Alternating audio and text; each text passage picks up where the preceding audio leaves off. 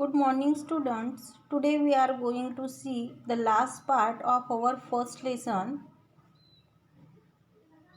The next point in the last period we saw end of the Cold War, and now today we are going to see why so, suggest a word, and some other important parts of our lesson.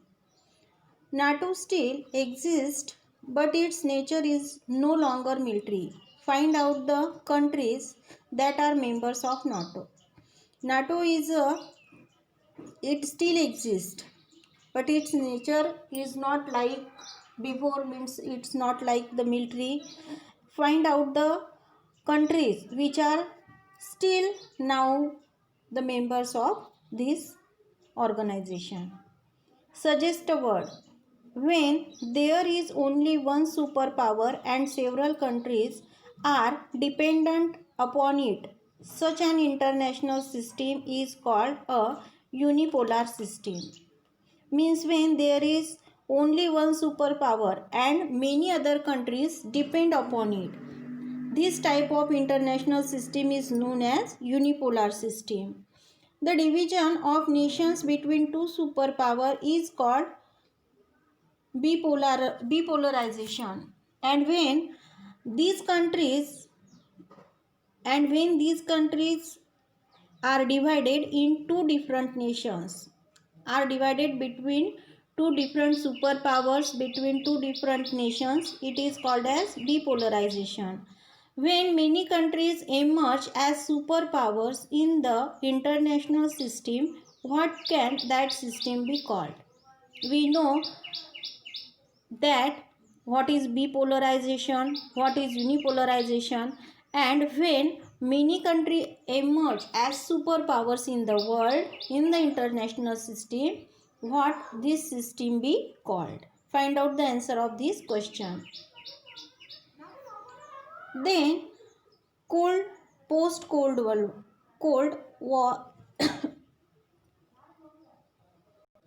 post-Cold War world. The Cold War came to an end with the disintegration of the Soviet Union. We know very well that the Cold War was ended with the disintegration of, means with the division of Soviet Union, which till then had been a superpower. But after that, Soviet Union also remained as a superpower. As a result, major changes took place in world politics, for example, and so still till Soviet Union became the superpower, remained the superpower, some major changes took place in the world politics. They are as given. America remained the only superpower in world politics. America remained the only superpower in world. A conducive atmosphere prevailed for the growth in trade and economic relations between and among nations. A conducive atmosphere means एक अच्छा atmosphere यहाँ पर prevail किया गया था trading और economical relations nation के बीच में लाने के लिए. Capital, labour, market and information circulated throughout the world. Every nation circulate their labor, their market, their information and their capital to each other. Ideas spread freely as well, and some new ideas. They also share some new ideas about their work.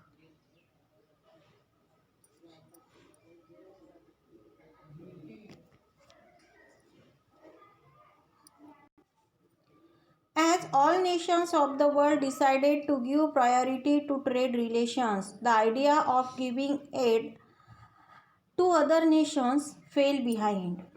And every nation decided to give priority to trade relations.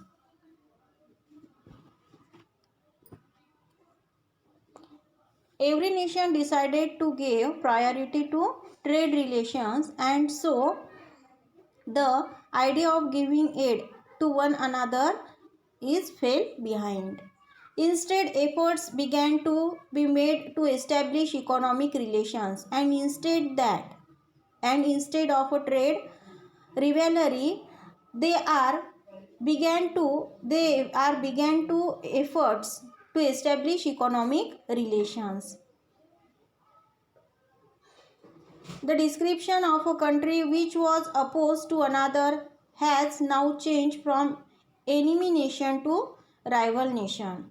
And now nations, the description of countries change from enemy nations to rival nations. Means first they are thinking other nations as their enemy nations, but now they are thinking that they are rival nations. The responsibility of the United Nations has increased, and now the responsibility of United Nations increased.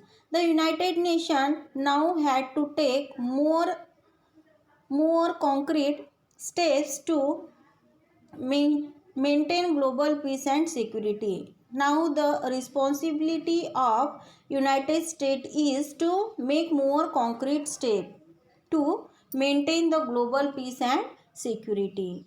Environmental protection, fostering of human rights, gender equality, and management of natural calamities now acquired a global dimension.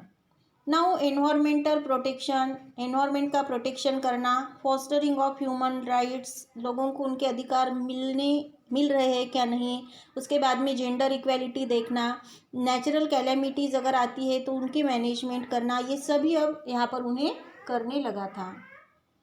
What is globalization? After the end of the Cold War, trade and economic relations between countries became more open.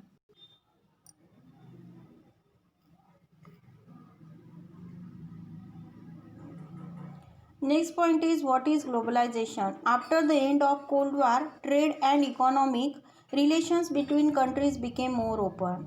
When the Cold War was ended, the relations between the countries became more open. As been mentioned before, capital, labor, markets and information began circulating globally. And as we learned before that every nation is freely giving their capital, labor, markets and information to each other. The give and take of ideas among people all over the world grew, and in this way the give and take ideas of people spread all over the world.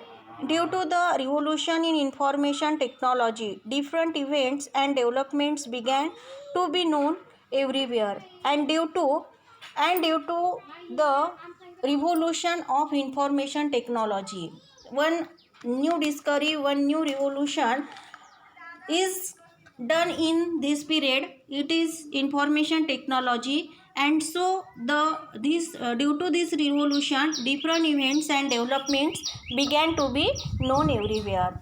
The boundaries between nations did not remain as scarcent as they were before, and the boundaries between the nations did not remain as means यहाँ पर जो boundaries थी Nations के बीच में वो एक दूसरे के लिए कोई प्रॉब्लम क्रिएट करने वाली नहीं रही थी. All this process are together called globalisation, and all this process is called as globalization. Just as globalization has brought as benefits, it has also caused losses. जैसे कि यहाँ पर ग्लोबलाइजेशन जो है उसके वजह से बहुत सारे फ़ायदे हुए तो कुछ नुकसान भी यहाँ पर भोगना पड़ा. For example, as the economy of different countries got linked with each other, trade increased, economic unification grew, plenty of products became available in the markets, but at the same time the gap between the poor and the rich nations did not reduce. जैसे कि यहाँ पर globalisation हुआ तो globalisation की वजह से अलग अलग कंट्रीज़ की जो इकोनॉमी है उनकी एक लिंक बनी एक दूसरे के साथ में, ट्रेड जो है उनके बीच में का वो बढ़ गया, इकोनॉमी में यूनिफिकेशन आ गया था, बहुत सारे प्रोडक्ट्स जो है वो लोगों को मार्केट्स में मिलने लगे थे। लेकिन यहाँ पर रिच और पुअर के बीच में का जो यहाँ पर एक गैप था, वो गैप यहाँ पर बिल्कुल कम नहीं हुआ। In this chapter we studied the global developments from 1945 onwards.